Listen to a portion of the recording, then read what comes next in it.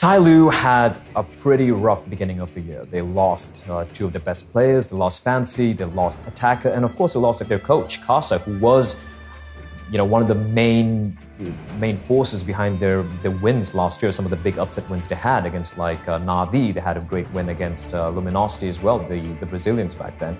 And losing these players it just kind of put a cloud around the team. You didn't know what was going to happen to them. There was still Captain Mo, there was still somebody, and Didi, but they were still lacking two players. They didn't know who to pick up. They picked up a player, HZ, from, I think it was from All Gamers, one of the other Chinese teams, and everyone's like, okay, that's an interesting pickup. He really hasn't shown anything interesting yet. And then, in a move which I haven't seen at all in Chinese CSGO, or Counter-Strike for that matter, they picked up a player who's not a Chinese. They picked up Bentet, one of the most promising young players who come out of Asia, an Indonesian playing in a team called Reka, and they just picked him up out of nowhere, and everyone was like, what? Like, why?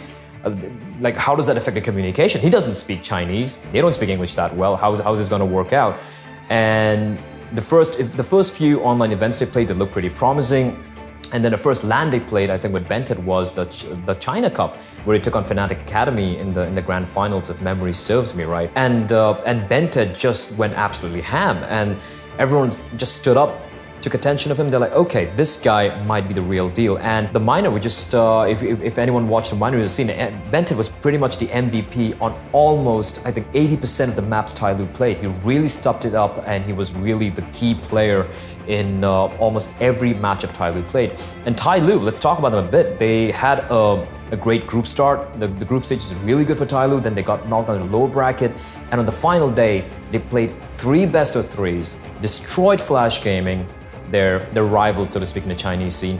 They completely destroyed Immunity, and in the final best-of-3, they finally fell to Renegades in overtime, the 3rd map. So this is a team who have the mental fortitude, they have the firepower. Only thing lacking right now, I would say, in the team would be a little bit more tactical depth, a little bit more discipline when it comes to knowing when not to take some fights, when not to overpeak, and how to manage your economy a little bit better.